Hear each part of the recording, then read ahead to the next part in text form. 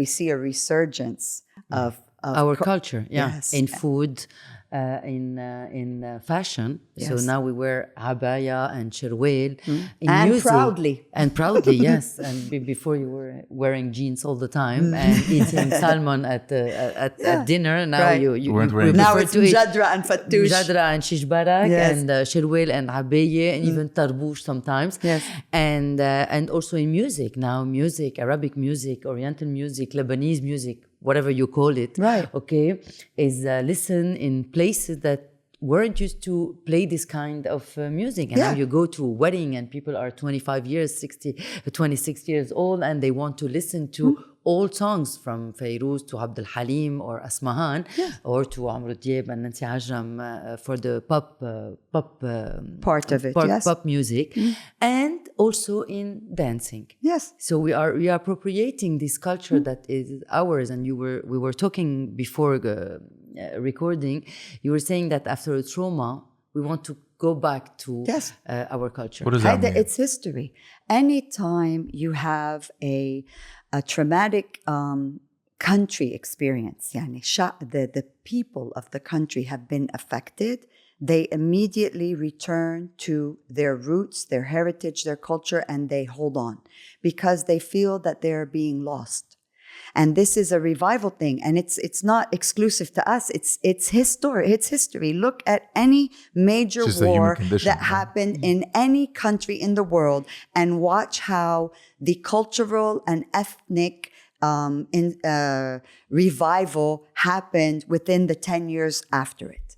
Okay. So people will automatically want to become more this because they're like, no, you can't erase me. You can't erase me. I am this. And so you can't get rid of me. And they start to want to do it more and show it more and be more proud of what they are.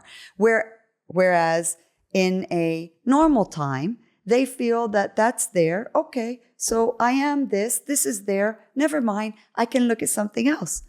Why don't I, for example, try ballroom? I'm tired of doing dabke all the time. I don't want to do dabke. Come on. Dabke is old-fashioned, right?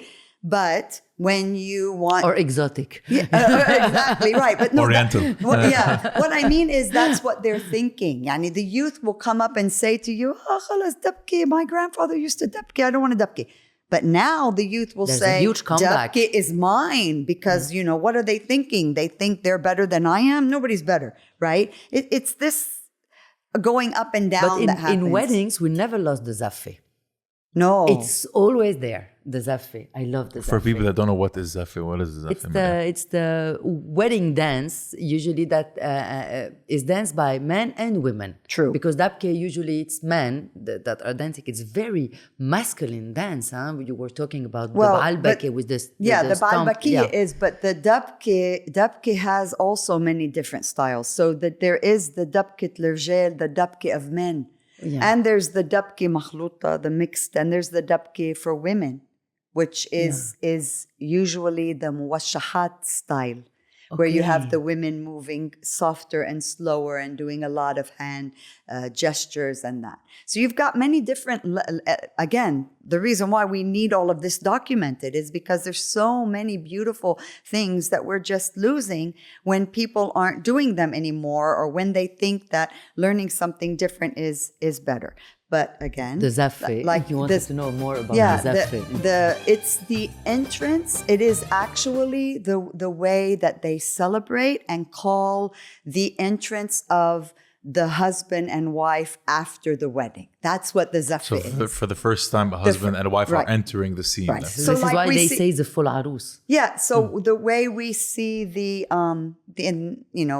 like say Europe, they say, and now for the first time, we ended that. And then they do, after that. After the ceremony. Now for the first time in social setting, we're all sitting there, we're eating, we're waiting for them. Now for the first time, we introduce you to Mr. and Mrs. and then they do their first dance. For us, it's grander than that because historically, they would bring the bride from the church now to her husband's village, where all the village would be waiting with their singing and dancing and bringing them into the village and throwing the flowers. I'm getting goosebumps. It's beautiful. Yeah, it's beautiful. really. And throwing the flowers and everything and everything. But in today's world, in the more modern way that we get married, they kept, as Médéa said, they kept the zaffi. That never went away.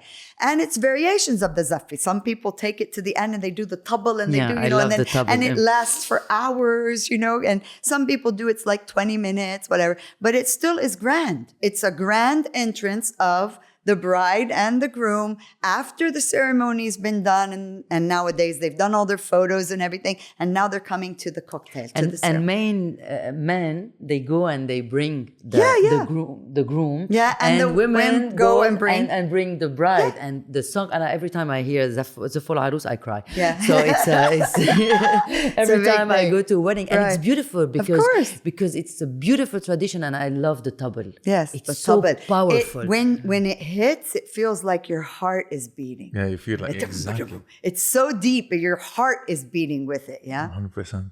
Yeah, it's beautiful. It's fascinating. Like you were saying, you know, to think that Dabke is a very masculine dance as well, right? And that kind of breaks the stigma. No, not all Arabic dancing is just feminine. It's just belly dancing. No, we have both. No. Yeah. You have also the males have the Seifu Tavis. Have you seen the sword and shield? It's a beautiful dance. It's a beautiful, beautiful dance. And people who do it well, oh my God, they're better than any Scottish sword dancers. You've seen the Scottish sword dancers. They're amazing too. But this is like that. These dances are dances of war. Absolutely. And what people used to do before they went to war. There's also a Saudi dance with the swords as well. It is a very kind of war themed dance, right? Right. So they were doing it and they were dancing before going to war. Yes, because it was a way to celebrate their going to war. It's like the haka, right? Yeah. The haka, the New Zealander, native Australian dance, right? That you see it in rugby. Yeah, I was saying, I would say that. The black Incredible. hair. The All Blacks. The All Blacks. Yeah. Fascinating. Well, another thing, speaking about sports.